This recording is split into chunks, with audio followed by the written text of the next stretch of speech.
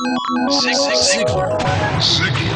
Inspiring true performance. A number of years ago, Laurie Majors, my executive assistant, got a phone call from a lady in Birmingham, Alabama. At the end of the conversation, she said, Zig, she said, I believe this woman thinks she's got an impossible problem, but I believe you can solve that problem with her in just a few minutes if you will spend that time with her.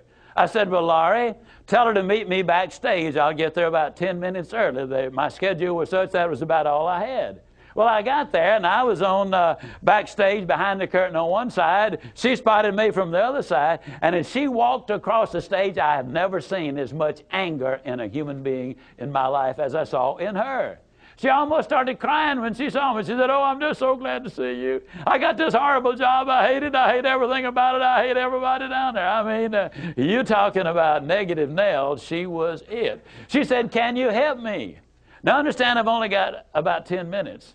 So I looked at her, and one thing I have learned, I don't do counseling, but I talk with a lot of people who do, in psychology, psychiatry, and the ministry. And they tell me that everybody who comes to you with a problem are not necessarily looking for a solution.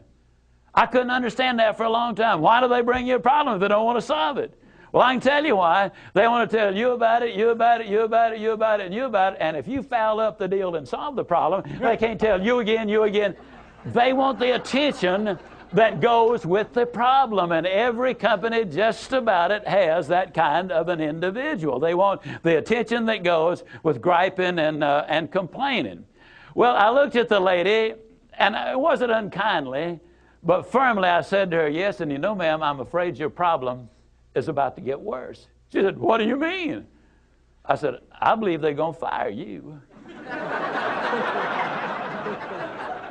She was stunned. I couldn't have stunned her more if I'd hit her in the face with a bucket of ice water. She said, fire me? Why on earth would they fire me?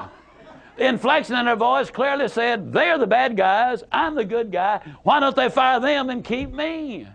Have you ever noticed that people who are the problem never recognize that they are? They're in complete denial. They think denial is just a river in Egypt.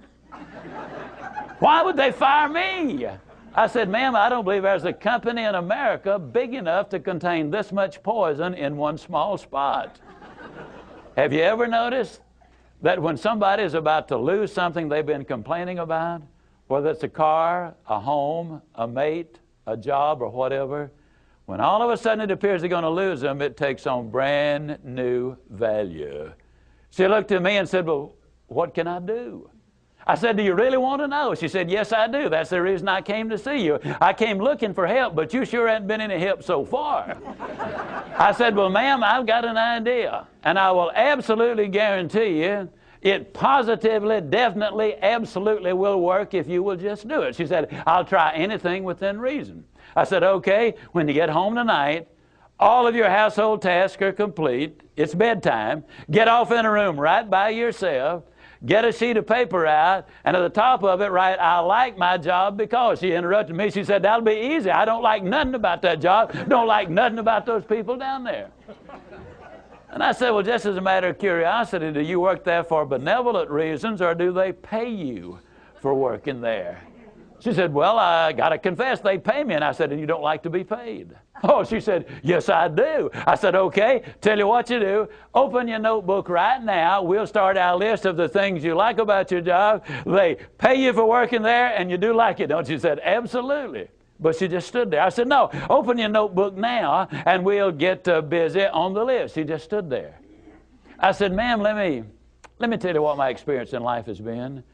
I've discovered that in 100% of the cases, no exceptions, people who won't take step number one never take step number two. You see, she had come to me with an impossible dream. Her dream was that nice Mr. Ziglar was going to solve all of her problems, and she would live happily ever after. Well, folks, I got news for you. I can't solve her problems. I can't solve your problems. But I will give you some steps that I'll absolutely, definitely, and positively will work for you, as it worked eventually for her. I said, well, ma'am, let me tell you something. Unless you're willing to take step number one right now, it's been nice talking with you. She angrily opened her notebook.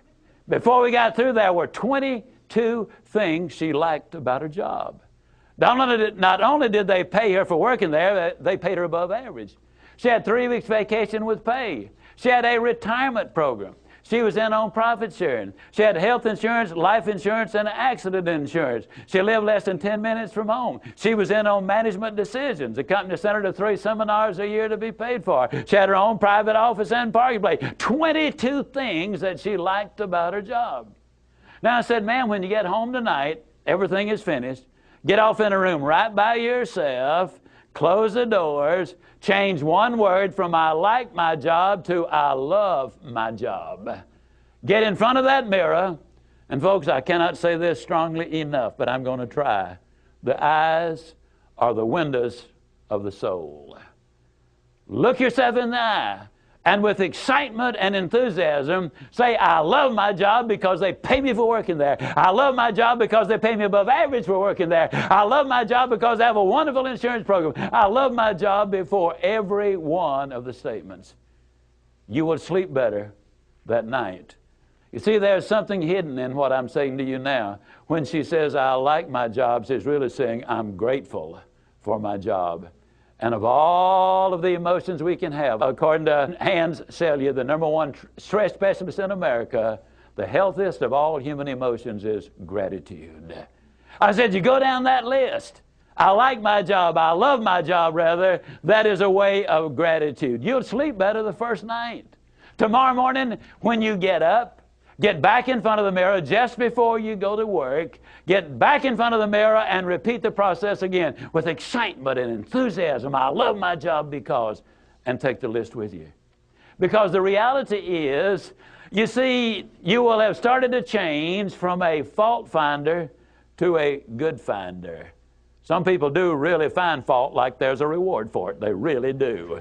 Take the list with you, and you will be able to add to that list, absolutely guaranteed. Do this every morning and every night, and you will have an astonishing recovery from this advanced case of stinking thinking.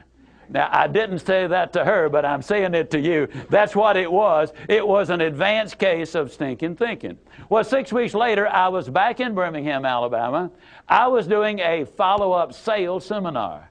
Now, the lady was not in sales, but she had been listening to my tapes. She had been listening to Automobile University, and she had discovered that everybody sells. Everybody who will ever hear this is in selling. Whether you're a school teacher, a civil service worker, a military personnel, an executive secretary, it doesn't make any difference. What you do, you sell every day of your life. There she was at the sales seminar, seated on the front row, grinning so wide she could have eaten a banana sideways. I'm telling you, you're talking about somebody that was excited. She was turned on. I said, well, how you doing? She grinned even more broadly and said, Mr. Ziglar, I'm doing wonderfully well.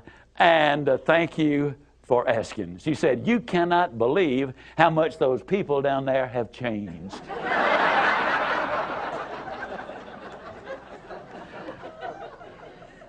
I got to lay it on the line, folks.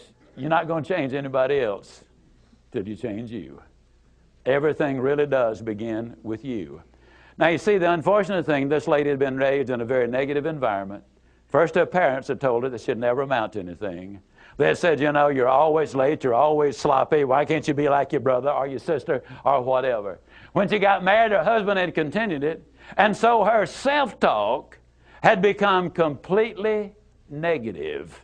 Everything that she said about herself was negative. You know, like Dad said, I'll never amount to anything. Or like my husband says, I can't do anything right.